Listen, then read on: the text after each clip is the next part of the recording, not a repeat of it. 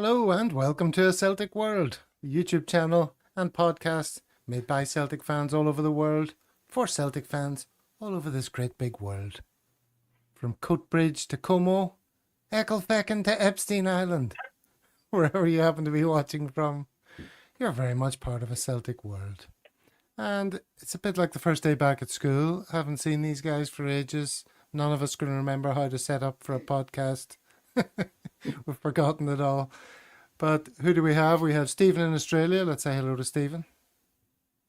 Yeah, hi Gav. Nice to see you again. It's been a long close season. As you probably know, I've been home back in Scotland, back in the old country, for a few weeks. So that was great. Great to get home, great to reconnect, and great to see everyone. So I had a great time. I'm looking forward to getting back on and chatting about the Celtic. Well, we might touch on your travels just a little bit later on. Let's go to the other person we haven't seen in ages, and that's Brian. What up, Brian? Hey Gav, hey guys, good to see you. Delighted to be back. I'm done with ladies football. I'm done with tennis. I'm done with everything. I just want to watch Celtic and talk about Celtic and not be talking about rubbish about we're going to sign this, that, and the other, and just get the people on the park and let's start playing. Absolutely. Well, someone who's never off the park of Celtic podcasts appearances, that is Kaiser. Kaiser, you've been keeping fit all summer, appearing here and elsewhere. Yes, I received a schedule from the medical team behind the Celtic World, trusting me to keep active in the pre-season.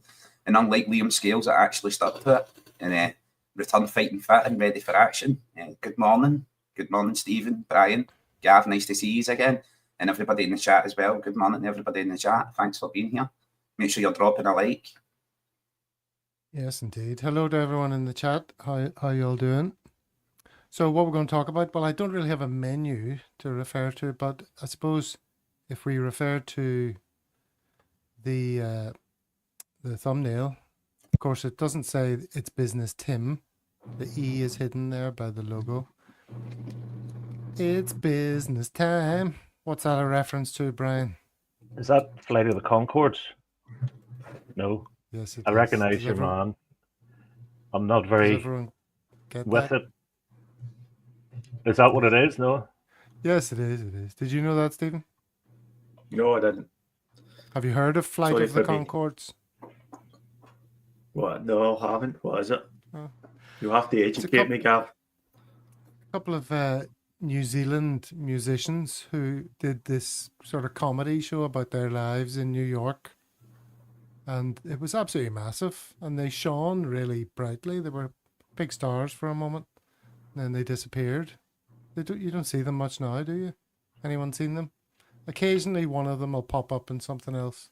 Yeah, your man's, the guy with the glasses, has been in An Evening with Beverly Loughlin, which is one of the most underrated and hilarious movies. It's your woman, what do you call her? She's in, oh Jesus, here we go again.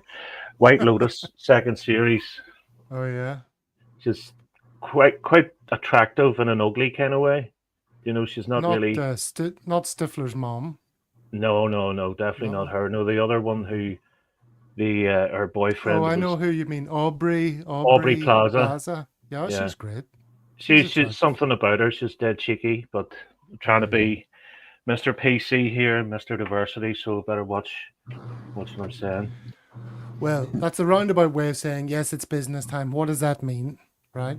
So that's the menu for today. Well, the nature of the pre-season games is increasing in importance. We're getting to the business end of pre-season, not the crappy initial games.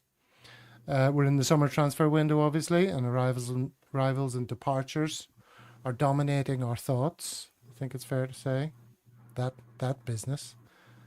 And of course, there's increased speculation about the future of our manager and when's he going to sign another contract.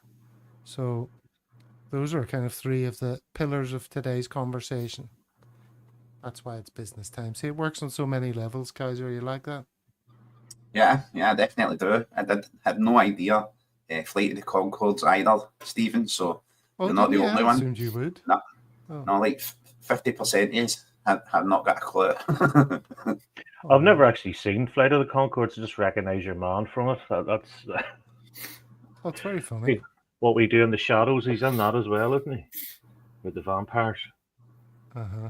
Okay. Matt Berry is in Yeah. it also. Okay. Okay, It so must Speaking be of Yeah. comedy shows, has anybody seen the first episode of the new season of South Park? No. Oh yes, I've seen clips of it on Yeah, I've Twitter seen clips today. of it. I haven't had a chance to watch the whole thing. It looks absolutely bonkers.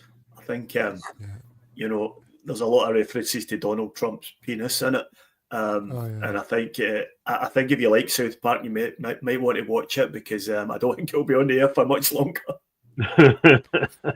No, and isn't the point that, you know, they've just signed a bumper contract with Paramount, Yeah. who, Yeah, so they can't go back on it, and they're trying to do a merger and all this sort of stuff. yeah. And Trump is putting his finger on the scales of everything.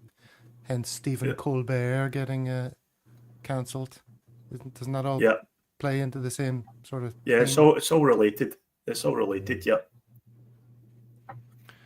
All right, well, enough of this sort of side chat. Let's talk about Celtic.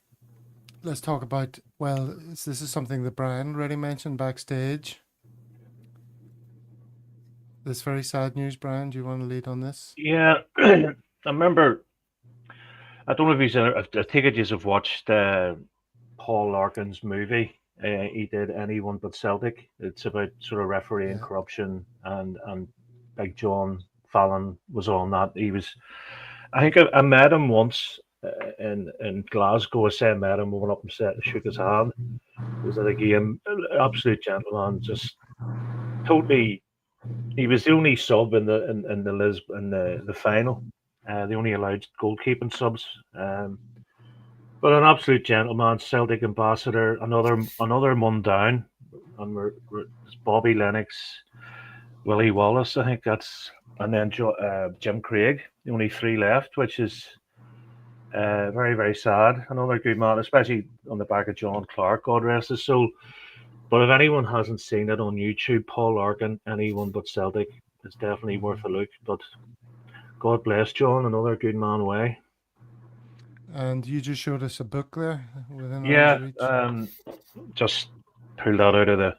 You can see that fresh-faced young man, but he was at Celtic whenever the dark days. He's the late 50s, and people always talk about Ronnie Simpson being the main man, and John being sort of number two. But an absolute lovely man, you know. And he came over to Northern Ireland a few times. I think he was over in the mid-80s. That's what Paddy's with referencing there. Day. All right, Paddy's just doing that, yeah. But sad, just breaks your heart, you know. But the show must go on. But it's very sad. I actually sorry, Gav, I actually bumped into Bobby Lennox when I was at home. He's a local to where I'm from. And yeah, I mean, I think it's fair to say the years are catching up with Bobby, but he's still in good form, and it was really nice to see him. I think my favourite story about John Fallon, it's not a particularly nice one actually, was the fact that they took his European Cup winners medal off him in the dressing room at Lisbon to give to Sir Robert Kelly, the Celtic chairman, who I have no idea what business he had getting a medal. And he never got it back until many, many years later when the club, in credit to Peter Lowell, and this is probably the only credit I'll give Peter Lowell tonight. Credit to Peter Lowell, he arranged to get a medal made for John, and they presented it to him in a nice ceremony. So at the end of the day, the club did the right thing, but what a terrible thing for Jock Stein to do in the dressing room in Lisbon. Even although he hadn't played any part in the game, he was still part of the squad, and it was an absolute disgrace. Yes, indeed. Did you see, by the way, connecting a couple of references we've made already on the show? Did you see Trump pocketed a medal at the Club World Cup final? Yeah, doing John Terry. Huh? He was doing a John Terry. He wasn't in full strip, thankfully.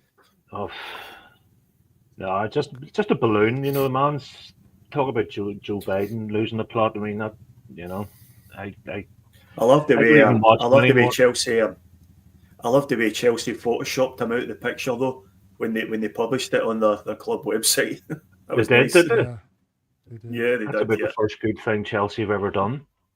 yeah.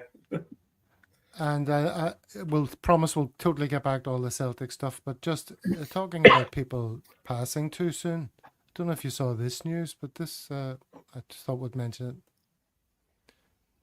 Yeah, Theo but Huxtable, the guy who played Theo Huxtable, drowned in Costa Rica Jesus, on a notorious beach for riptides, and he was like only in his mid 54. 50s or something. Yeah. Mhm. Uh, Very sad. what's his name now? Malcolm Jamal Warner.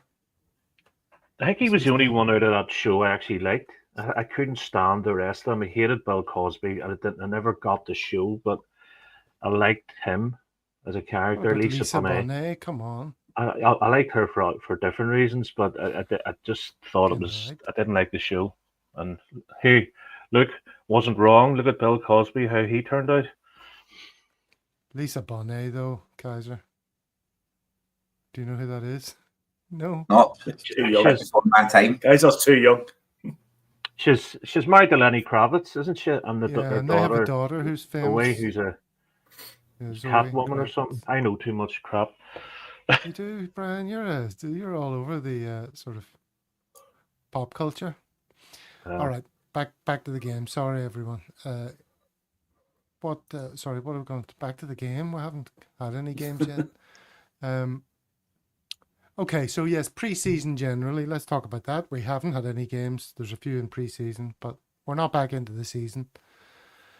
Yeah, I just wanted to ask you individually, how are you coping? What's your sort of emotional status in pre-season?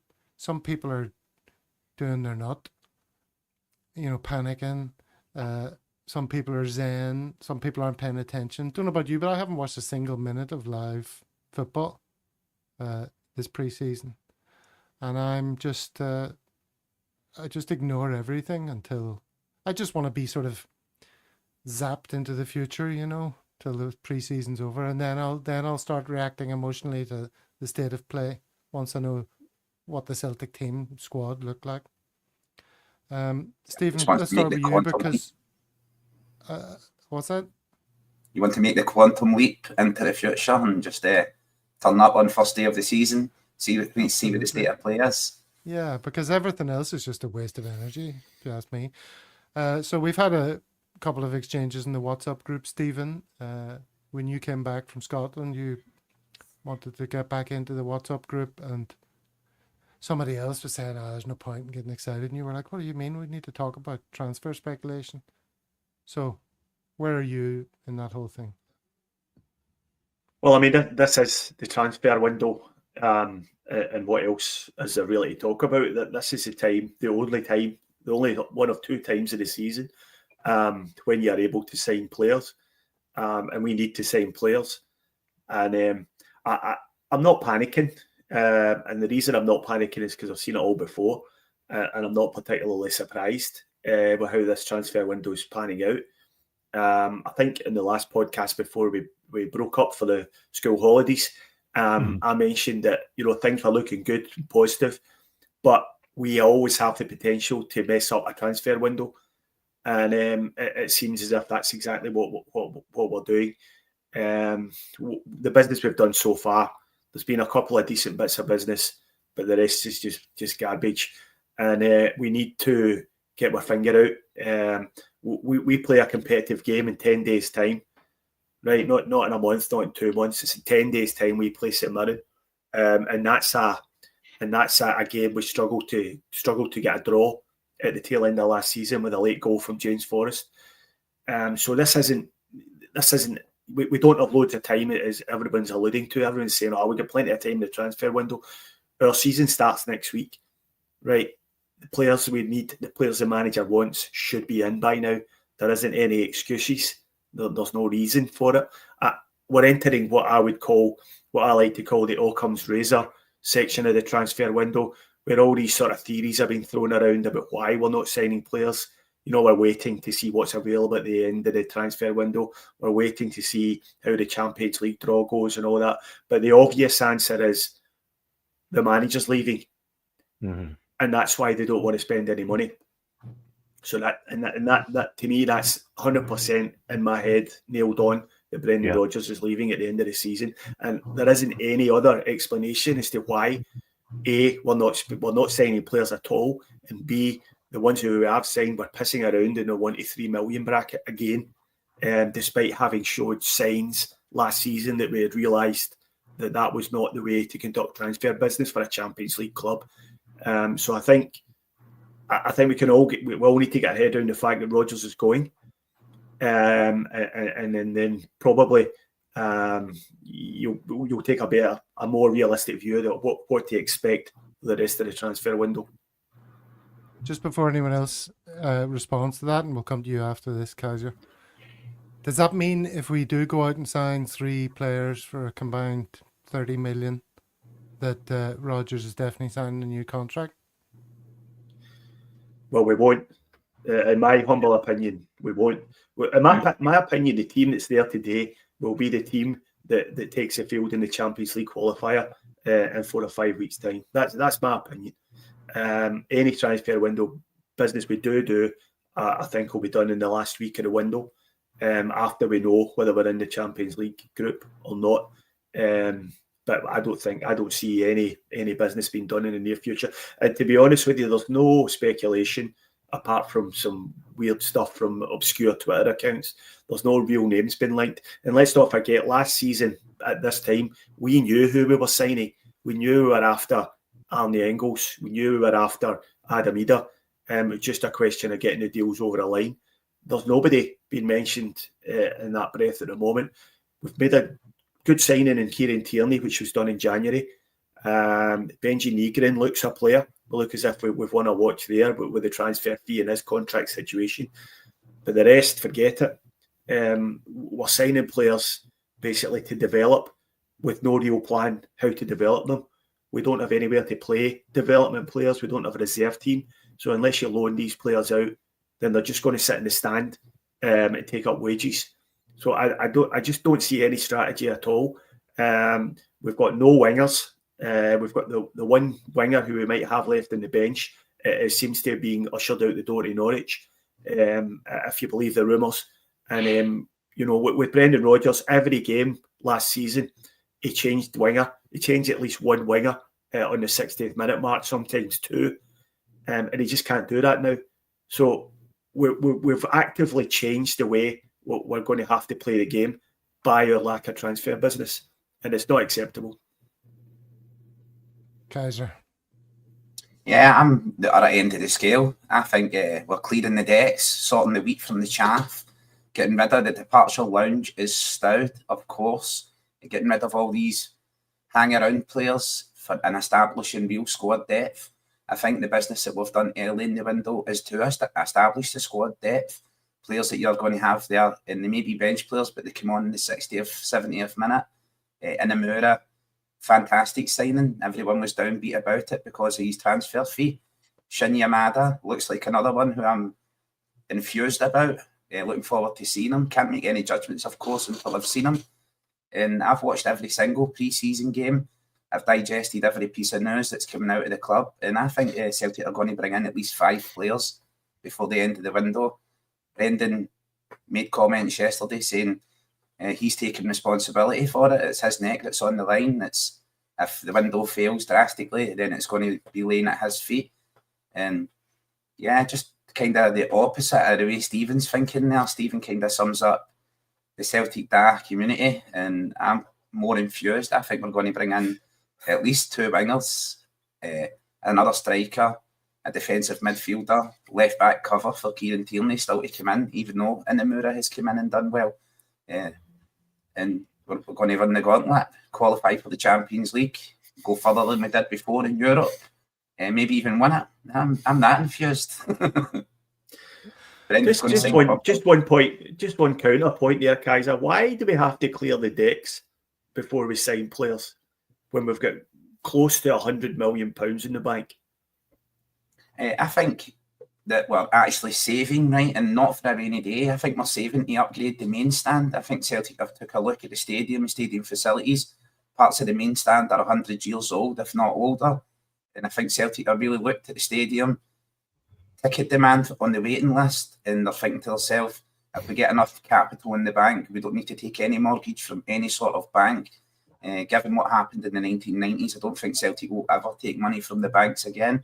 So I don't think we've ever been closer. If we make Champions League football this year, then that's another 30, 40 million coming into the club. We've already got 70 odd million in the bank, Frimpong money coming in. As you know, all this money comes in stages. It's not all paid at once. Don't just come at your door with a big bag of 17 million for Nicholas Kuhn and drop it on you. So I think Celtic are clearing these players out, sorting out transfer fees so they can look at exactly what they've got to spend without eating into what they've been saving. And I understand that for every bit we've saved, you've got tax to pay on savings. So I think we paid something like £7 million in tax last season. And I was thinking to myself, well, where does HMRC play in the Celtic lineup? Because we spent £7 million in him, and he's like Quan. He's not going to play a single minute of football for Celtic. But I think it's important to get rid of these players so as they don't get bogged down and run out their contracts and stuck down in the machine that is Celtic. They don't mess up the cogs, so to speak. So I'm actually hoping that what's going to happen is we're going to spend about between 20 and 30 million, bring in 5 players, the bulk of it on a striker. I think we'll break our transfer record, spend about 13, 14 million on a striker, and equip for battle in the Champions League. One thing's for sure, we can't be getting in there with James Forrest at 34 years old playing on the wing, and Kwon the only option, Daiza Maeda the only player on the left until January. But at the same time, we can't over-equip with Jota coming back from injury. We can't go and buy a left winger worth 10 million to over-equip that position. So I think the board are trying to be intelligent about it. Yeah, no, it's almost like the Celtic off-season is like a psychological evaluation test, and they give you a certain amount of information, and then people go their own way with it, as evidenced by the response to the question from you two. Both, as you say, you're different ends of the scale. I mean, that's what I was saying earlier, is I'm trying to just not arrive at a conclusion until we know what we're dealing with, and we don't. So, Brian, if you can not take any calls, but concentrate on the Celtic world for a goddamn minute. Well, did anyone see? Perhaps you could answer. Sorry, I was away phoning there, so it's on mute. Did anyone see Rodgers' press conference with Callum? Yes. Okay. His body language, Rodgers' body language was, he actually one stage put his hand in his pocket and got his phone. And I was looking at that, but they were asking Callum, you've been so successful at Celtic. How do you keep yourself motivated and all the rest of it? And do you know what happened? Rodgers interjected and said, "You keep yourself motivated with a new manager," and what like that. And I agree. Unfortunately, I agree with Stephen. I think we're downsizing. And if you hear me out for a wee second here, we've brought in Negrin. Okay, we've lost Kuhn. We've brought in Osmond, who's a squad player, Inamura squad, Yamada squad, KT number 1, Doohan squad. So these are the people who, when Rodgers came out and said, about reinforcing, we want to go into the season stronger than we were last season. Okay, so straight away, Kuhn is gone, Telio's out on loan, Palmer's out on loan, Welsh is injured, Taylor's gone, Bain's gone, Montgomery's out on loan. Word on the street is Yang's going to Norwich, Kwan's going to Nantes, Jota is injured, Navratsky. You might want to pronounce that again. Which one? The French club. Nantes. What did you say? Nantes. Nantes. We've already had Epstein Island here. We're going to get removed from YouTube. Nantes. Jota's injured. Navratsky's gone. Lagerbielke is somewhere, but he's not going to be playing for us. Schloop's away, who's signing for Norwich. And Home, where is he? So really, I don't think. I think Rodgers is gone. Potentially, Sean Maloney's going to come in. I don't know. I could see Rodgers going pre-Christmas. I could even see him, and then I could see him going if we don't qualify for the Champions League. I think. I mean, he said he guarantees he's going to be here for the duration of his contract. He said that. I don't know if He also if any of said. you've He heard also the said in whispers. that interview. Hold on. He also said in that interview you were talking about, Brian, that he is confident that they're going to bring in the players that they need. But he's playing the And- game, Gav. He's playing the What game. else is he going to say, Gav? What else? What else You do you can't say expect him to anything. say? You know, he's sitting there. What was your opinion about? If I'm sitting on this podcast and I'm like this every 2 minutes, fucking checking my phone and doing this, you're going to You whisper are. that. Well, I am anyway, because I'm most ADHD. But Rogers is everything he does is rehearsed, and every word that comes out of his mouth is nothing off the cuff, and I think he's pretty much Have said. any of you heard the whisper that Peter Law, our esteemed chairman and former CEO, has started briefing friendly journalists against Brendan Rodgers behind his back? Because that was the whispers I heard. The whispers I heard, he'd been telling journalists that it was ridiculous that we'd spent the guts of 25 million on Trusty, Engels and Ida, and none of them started in one of the games last season against Rangers. And that's what I heard's been happening. He's been whispering that into people's ears, and that's his modus operandi. He doesn't like Brendan Rodgers. Low, he never has. He didn't want him there the first time, and he didn't want him there the second time. So I think the writing's on the wall, and I think you're being deliberately naive if you can't see it. Rodgers, what you're saying there, Gav, what else do you expect him to see in a press conference? Yeah, I've asked for these players, but these fannies up the stairs will not give me them. He's got to play the game. He's got to protect his own. He's got to protect his own credibility as a manager, because he's going to have to work somewhere else next. So he's not going to come out and badmouth the board or openly badmouth the board. But if you listen and read between the lines, he's telling you, he's talking about club signings. Although he walked that back a bit during his latest press conference, he's sort of distancing himself from signings of Yamada and Amura, and he's telling you that basically not his signings. So it's exactly what happened in his first spell at the club. They started briefing journalists behind his back. At that time, they were talking about him. He was going to China and all this sort of stuff. And that's what they're doing this time. And they're signing players from under his feet and undermining his position. And that's only going to carry on. And I know Rodgers is committed himself to finishing next season, but I'm not sure if I disagree with Brian.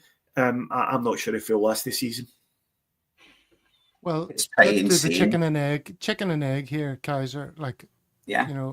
How did we get to this situation? Do you think it's a case of Rodgers has been in discussions about his future and he was only ever going to do his 3 years? I've always thought that. I never thought he was going to do longer than his contract. Ever since we did that episode on the European coefficient, I thought, that's why he signed that length of contract. He'll be off. And is it because he's not committing to a new contract that the board are less reluctant to put their hands in their pockets and let him spend big, given his recent activities in the transfer market, spending big money, which haven't been a rip-roaring success, you have to say, those 3 players last season. Maybe they'll come good, who knows? Or is it the other way around? Are you suggesting that, or Kaiser, is it the other way around that he's frustrated with the board's intransigence and therefore not going to sign a new contract? I think what came first, the chicken or the egg? What laid the egg may have been a licking, but what hatched from it was definitely a chicken. We are here, and this is Brendan's redemption arc. You think 3 years is enough to redeem and repair his legacy, what he's done right now? I certainly don't. I think he's here for the long haul. I think he's here for the 10. I think Brendan's looking at the club, and the club's also looking at Brendan, Peter Lawwell and co looking to sign players. I think they are thinking to themselves, no man's bigger than the club, but they should also be turning that mirror around and looking at themselves. I think it's insane to judge a guy's body language when he's disinterested at a press event where people are asking him questions like what kind of ice cream he likes and stuff and what he thinks of the city. And they're also asking Callum McGregor questions beside him. So, like, to say he's not infused there, I can understand that. But I wouldn't be reading too much into his body language in a press event for a friendly. But for me, I think the board are going to back Brendan, mostly forced over a barrel by Dermot Desmond. I know they had a sit-down meal and spoke about things. So I think it's very much the other way around. And Peter Lawwell can pour poison in whatever ears he wants. I've not heard anything about that. It's news to me. But we all know that Peter Lawwell doesn't like Brendan anyway. So I think... Sorry, you got in, Brian. I'll be back in 1 second anyway. I can still hear you, but I need to answer the front door, right? No, I wonder what the conversation was with Brendan Rodgers and Kieran Tierney, or was that a conversation, or was it more a club thing? Because why would you look at Kyogo and Ren and all the rest of it? Kyogo goes to Ren, 2 weeks later the manager's gone. He's sitting, So what do you think has convinced Kieran Tierney, who I think has been our best player since the days of Musa Dembele, and I think Edward flattered to deceive some days. He was, when he's up for it, he was. When he wasn't, why is KT come back? Obviously, we know he's a fan, right? I'd walk hands and knees through broken glass to play for the club. But him as a professional, it's a real coup getting him back. Like, he could walk into any top four Premier League. To be honest with you, Brian, he's already answered that question, Kieran Tierney. He's back because he wanted to come home. Yeah. And it's as simple as that. He thought he owed his friends and family and the people who got him to where he was. He thought he owed them to come back. And I don't think he liked living in London. I don't think he liked living away from home. And he said it himself that the plan was, well, not exactly a plan, but he always intended to come back to Celtic at some point. So I don't think you can give too much credit to the club for getting that one over the line. It must have been the easiest deal in the history of football to negotiate, because he's desperate to come back. Yeah. And he also said there was a chance of it happening in January. Now, how it's interesting to me to consider how different the second half of our season would have looked if it had happened in January. I mean, who knows? Would we have got past Bayern Munich in the Champions League with Kieran Tierney in the side? Yeah. We certainly lost. We lost a goal at home to Bayern Munich when Greg Taylor got rinsed by the Bayern winger. Would KT have got rinsed like that? Probably not. So, that's another failing. That we fumbled that one as well. If there was an opportunity to get him in January, we should have run through brick walls to get that done, but we didn't. Here we are now. Going to do us any favours. I don't think. Yeah, I think in the Champions League and deliberately blocked the move of Kieran Tierney in January. So I don't think the next Rangers player was holding his hat out like, here, take him, improve your chances in the Champions League, do even better. So I think there's a bit of that at play there as well. You can't just lay it all at the board. I think they probably wanted money. I think they probably wanted a bit of money for him to get him 6 months early, and the board have just said no. We're not paying. I don't know how much. I mean, it might have been quite a bit of money. It might have been £2 or £3 million in a fee for the rest of the season, and I think that's probably why he didn't end up coming back. But there is an argument for saying it would have been worth paying that money, considering we've got absolutely stacks of money. But I'm interested to hear anybody who thinks we are going to sign players late in the transfer window. What I want to know is, have you never seen a Celtic transfer window in the past? Yeah. And two, why would we wait? Why would we wait? We've got the most important game in the season coming up at the end of August, the Champions League qualifier. What possible reason would we have for waiting to get these players in the door? I think we've seen it in the last window. We signed players towards the end of the window. We signed like 3 or 4 towards the end. Like McCown came in right in the last day as well. Arnott Engels. I don't think when we sign players and Brendan chooses players to spend money on, be it the player at 9 million in Adam Ida or 11 million in Arne Engels, he doesn't take those players with him when he leaves. They are still club assets. We still have the option to sell them. There is still clubs coming in, despite how lack of enthusiasm lots of Celtic fans have over Arne Engels. There is clubs in Europe coming in and looking at him. There was talk of Atalanta with a bid of 20 million for Arne Engels, and he's only 21 years old, just turned 22. Adam Ida is only 23 years old as well. He's a relative puppy in the world of sport. So there's a lot of time for these players to come good. And we don't even know who we're going to be playing in the qualifier yet. We know we're seeded. So I think the guts of the team that we still have there at the starting 11, you can look at that and say, well, the guts of that team is the team that took Bayern Munich to the very last kick of the ball. The guts of the team are still there. 90% of the team. Okay, Nicholas Kuhn is gone, so we should be looking for a right winger to replace him. But I just don't think it's all doom and gloom. Everything is not foreshadowing death and destruction. I think it's a bit more positive than that. I was feeling that way before this program started as well. I would just like to say, right, look at the games in the Glasgow derbies when we were playing the Maggie mob. We were on it down, and then the final against Aberdeen. There's something not right there, guys. I don't know what. I think when we played the Sevcovians were a one-trick pony. They were a counter-attacking defensive side, and they were sitting in against Celtic, and then they had enough quality to hit us on the break. They scored early and got goals ahead.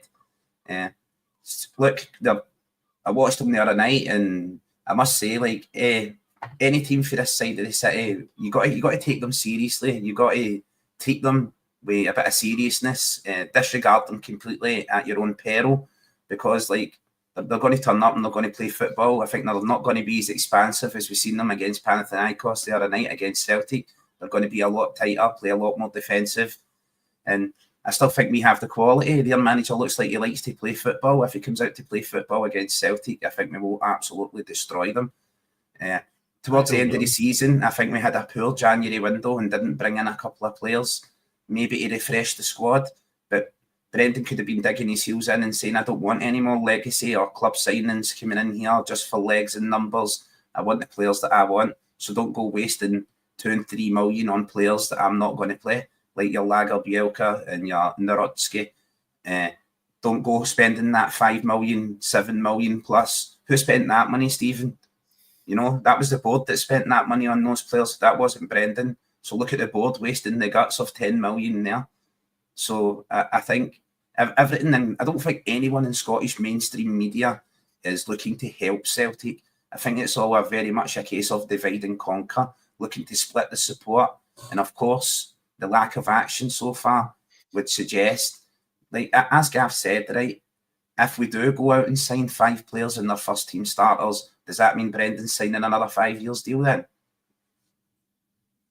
I think that would be a sign that he probably was, but that's not going to happen. If you look at every transfer window in the history of transfer windows, we've never signed 5 players from this point of the transfer window on. It just doesn't happen. Now, the reason I spoke earlier about Engels, Ida, and Trusty from last year. By this time in the transfer window, everybody was just waiting and then being announced, and we dragged it right through to the end of the transfer window, trying to get them for cheaper. But we didn't get it. We didn't get them and ended up having to pay the money. So there's none of that around at the moment, unless somebody comes right out of nowhere. And that, despite contrary to popular myth, that hardly ever happens when a player comes out of nowhere and signs for Celtic that nobody's ever heard of or nobody's speculated on. So, as I say, this is a team who struggled to beat Aberdeen in the cup final, ended up losing on penalties. And the reason we lost that game is because the quality of the bench just wasn't good enough to turn the game. And we're sitting here with probably less quality on the bench than we had then. It's just ridiculous that our season starts in 10 days' time and we're potentially not going to be able to bring a winger off the bench, and you're going to have to play a 35-year-old James Forrest for 90 minutes. It's not. I mean, I don't know on what planet that's acceptable. Yeah, it's we are the architects of our own downfall every Yeah. time. We're sleepwalking into an absolute Yeah. disaster area of a season here. And if anybody wants to spin me the positivity on potentially having Sean Maloney as our manager next year, then I'd love to hear that story.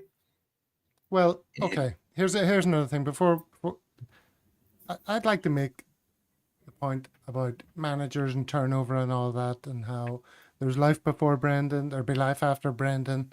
This season could be tricky if it is his last season, because that's a difficult thing to do, isn't it? To navigate a final season and to keep players motivated and all that. But I was thinking about the managers that were in the mix before Brendan was appointed, and a couple of them have been in the news recently. There was Kaiser and my choice, Kjetil Knutsen, who brought Bodo Glimt to the semi-final of the Europa League. Bodo Glimt to the semi-final of European competition. And then there was your man who took the Leicester job and then got the Chelsea job, Maresca. Those were the kind of guys we were in for back then. So that gives me some hope that, well, first of all, the question is, in an alternative universe, would we have been better off appointing one of those guys? How well has Brendan done for us, really? And what will his legacy be when he leaves? How will we look back at Brendan 2.0? Mm-hmm. I think, and secondly, there's been lots of comments here in the chat about people saying, look, change is inevitable, managers come and go, other people are quite excited by that prospect. Staying at Celtic for 3, bar Billy McNeil or Jock, you've really got a 3-year shelf life as Celtic manager. Strachan stayed for 4 because of Tommy. But I think I don't know. The pressure is relentless at the club, and Brendan's been there for 5.5 years now.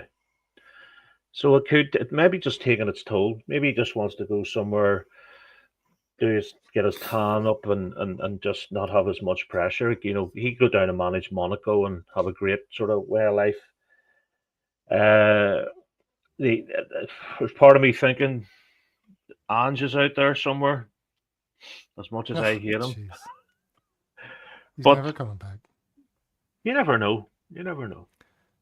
I do think players and signings speak volumes about management and the board, and the board haven't backed him. So I think it's inevitable. But look, we're the consistent. We're the fans. We're here. I've watched Billy McNeil. I've watched Martin O'Neill. I've watched fucking Tony Mowbray, Lenny, Brendan, Ange, you name it. Have I missed anyone out? Apologies. See, that's the point, though, isn't it, Brian? The point is we don't have a great track record in appointing managers, because in the last 20 years, I reckon we've made 3 good managerial appointments, and 2 of them have been Brendan Rodgers, and the other one was an accident. Now, remember the last time Rodgers left, we ended up with Neil Lennon, and we all know where that led to. So be really careful about wishing Brendan Rodgers away. Brendan Rodgers, to me, is at this moment in time is the best manager that we could have at the club, and I think the club should be doing everything they can to keep him here, including indulging if what he wants in the transfer window within reason. We should give him it, and we shouldn't be holding back money, and we should be following what he wants to do, because the next manager, I'm 100% convinced, will come from one of 3 people. It'll be either Sean Maloney, it'll be either Damien Duff, or it'll be Scott Brown. So it's one of those 3 guys is coming next after Brendan Rodgers. So, if you're happy with that scenario, then that fine. But I'm not, and I would rather the club show a slight bit of ambition here and trying. Last year we spoke about trying to make more of a mark in the Champions League. Next year, if we do qualify for the Champions League this coming season, it's going to be harder, because we got quite a favourable draw last year, it has to be said. So it's probably going to be harder. We're going to have to improve to stay still in the Champions League, and to go further, we have to improve a lot. So, that's where I want the club to do. I want the club to try and get better every year. But I don't know whether any of that's is on the agenda for the current board. I think it's all just short-sightedness. It's all just penny pinching, and it's just nonsense. And we go through this most transfer windows. I think if you look at it right, like what was said there, look, after Brendan the first time we got Neil Lennon. Neil Lennon took us to the second 9 in a row in the club's history. Okay, we never got the 10 because COVID and a global pandemic hit. We had a lot of players for the continent who were wanting away and wanting to go back home, see their families, and wanting out of Scotland.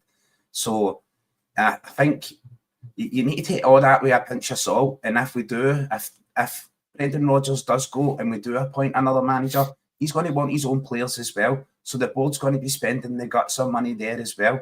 And if they are spend adverse, they don't want to spend money, then they're going to keep Brendan in the position they are right now, where they're buying a couple of legacy players for $250,000 for Inamura, players like that, and bringing them in and having them equipped about the club, and then spending bigger money on the targets that Brendan actually wants. In my opinion, it seems that that's an easier way to save money than appointing a new manager who's going to demand his own management team, facilities, money to spend on players. And I understand the downturn and thinking to yourself, all right, well, it'll be Sean Maloney, it'll be Scott Brown, but will the Celtic fans accept that? Will we be up there with shark nunchucks, throwing them at the board? Will there be guys outside the stadium shouting at Peter Lawwell, fat controller, spend the money? Because I know that's definitely what's going to happen. Fans are going to be infuriated if that's the kind of downturn that Celtic in the downward trajectory from where we have been. I think you're 100% correct that we have to spend money just to stand still. We have to improve the squad just to meet the same level that we met in the Champions League last year. But I also think Brendan's back here to re-establish his legacy, to build a lasting legacy. I don't think he's here for 3 years and 3 years only, and he's going to be happy with what he's done so far and go, right, that'll sign off on my Celtic career forevermore. I don't know any managers that have had 3 stints at Celtic. So I don't see him coming back again. I definitely don't see Ange as one of the guys who says never go back. Big Brian's over there pining for the ex-girlfriend he hated. They're like, good in the sack, But, I would rather Celtic just don't spend any money and just say, Rodgers, what do you want? Get the money we're going to waste on project players and development players. Just say, Rodgers, there you are. That's it. Do what you want. Give him $100,000 $100,000 a week, whatever he needs. Just do it, and rather than ban 15 million and this, that, and the other. He is a good coach. He will develop players. He has developed players. Look at O'Reilly. Look at Kuhn. He never mentions that.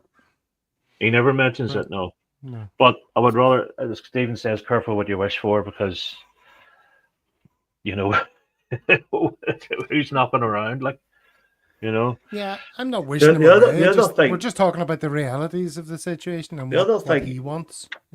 Whether Rodgers is leaving or not, this is a massively important season for us. We just can't afford to put a line through it, because it's been well documented about where our Champions League chances are going over the next few years, and that in the large part that's because our club coefficient is absolutely shocking. If our club coefficient had been better, we'd be straight into the groups this year. Now, Scottish football in general, heading to a really dark place in terms of European qualification. But we can counter that by improving our own club coefficient, meaning if we get into the Champions League, we can qualify straight in. If we can make a real difference to our club coefficient. So we just can't afford to just say, Brendan's away, we're just going to sign some, 250 grand Japanese players that's built like the side of a £10 note, and that's going to be fine. We'll try and develop these guys, and we'll see where we go from there and just see where it takes us. This is too important a season for that. We have to do well in Europe this year. Otherwise, we could find ourselves in the wilderness for years. I think if due to club coefficient, if this man came over at this side of the city managed to win and pip us to the league this year, they go straight in because of their coefficient. Yep. And our coefficient next year will see us playing 3 qualifiers. So we'll see us at the level that they're at right now, trying to play 3 qualifiers to qualify. Yep. So I agree with that as well, Stephen. This is not the time for a downturn or engineered decline. This is not the time for that. We will find ourselves in the woods of European football out there in the darkness. So I do think we need to push forward. And that's why I do think if me and you're sitting here saying it, if you're thinking it, the people in power at Celtic obviously know that as well. They're obviously thinking ahead. They're planning ahead. They've got planning.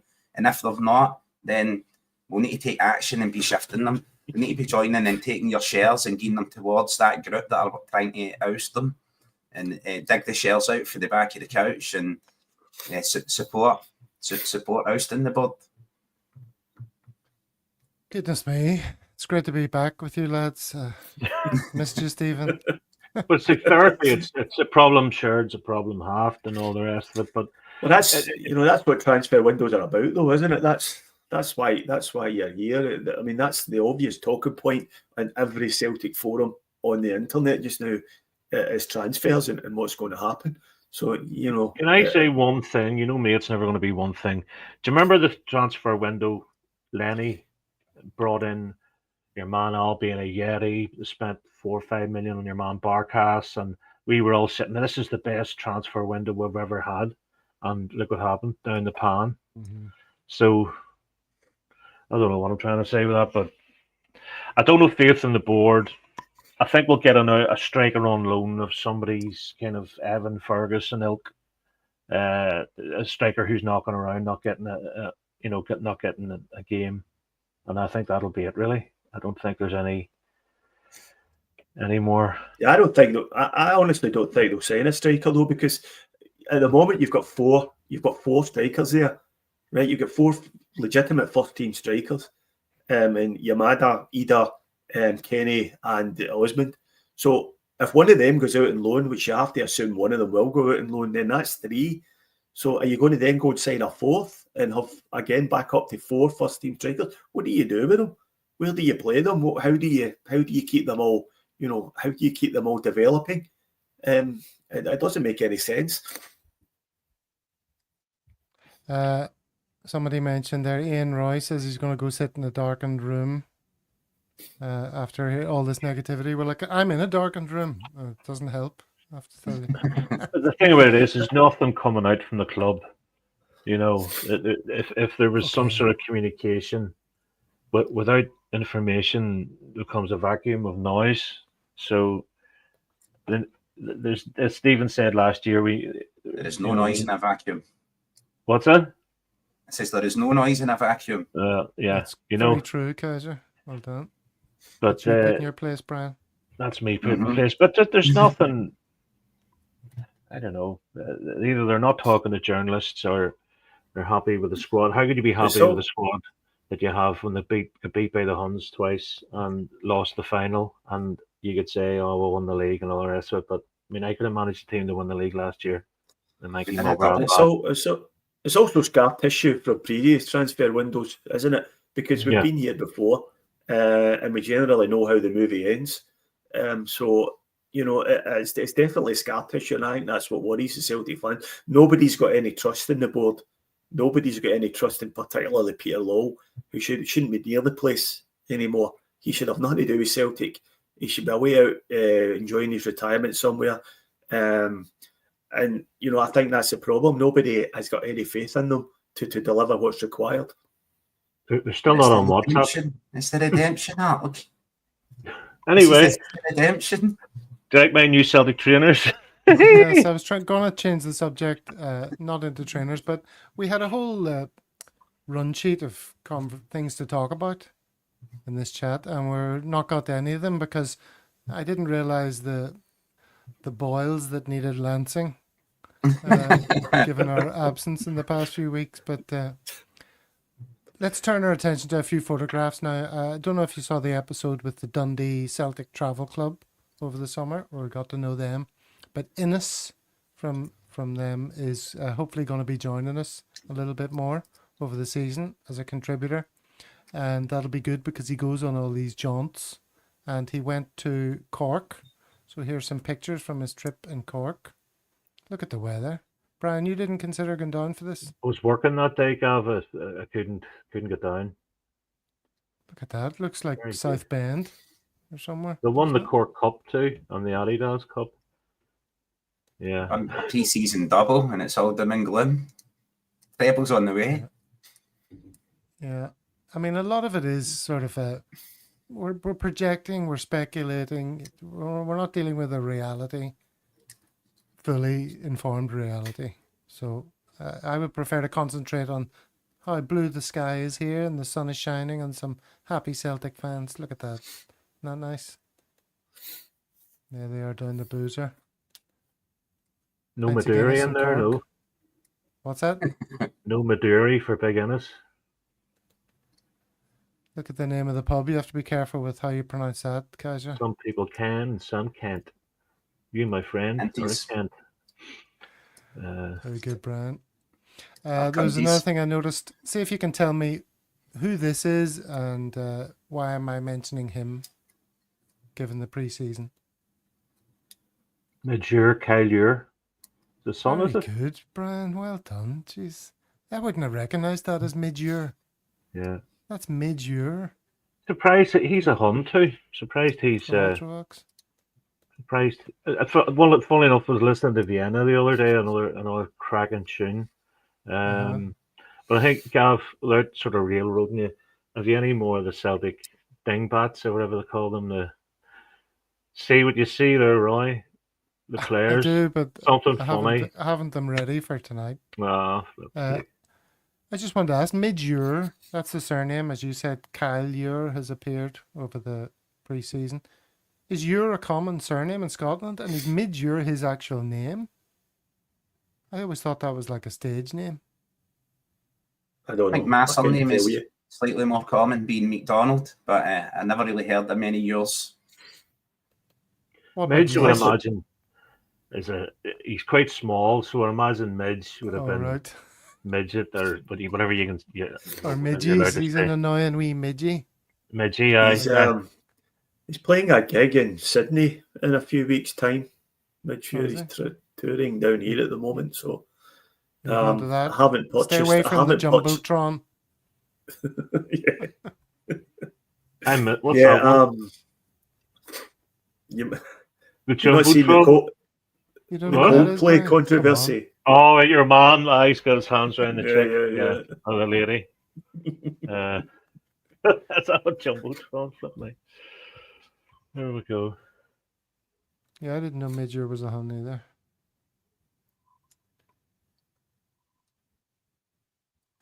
Are you doing Yeah, now? What's That's the that? first thing I find out about people. Yeah, I'm Brian, the same. come on, I got rise stay above on the it. I wiki. don't mean it like that. I mean, Rise you know, above. What school did you go to? He's right in there. That no, school did you go no, to? I don't mean it. I don't mean it that way. I'm just saying it's my favorite Like band. hurling. My favorite bands are Las Vegas, Primal Scream, the Bluebells, you name it. They all have something in common. Simple minds. Smiths.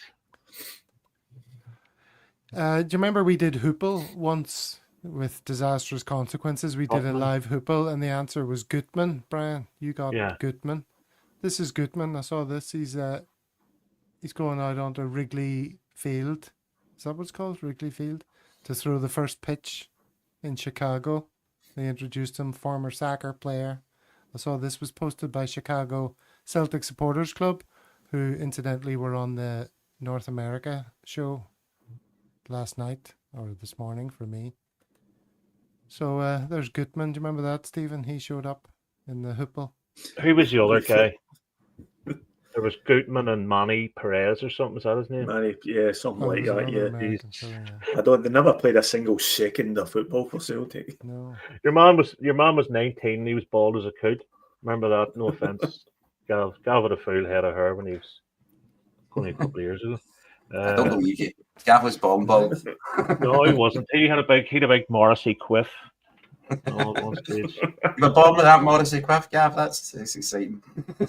I never really had a quiff. No, not really. Not like Brian. Brian had a decent quiff.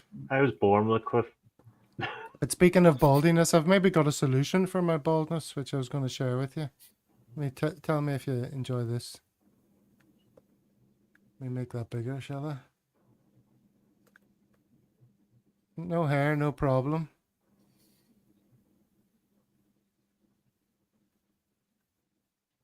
What do you say the hairstyle he gets?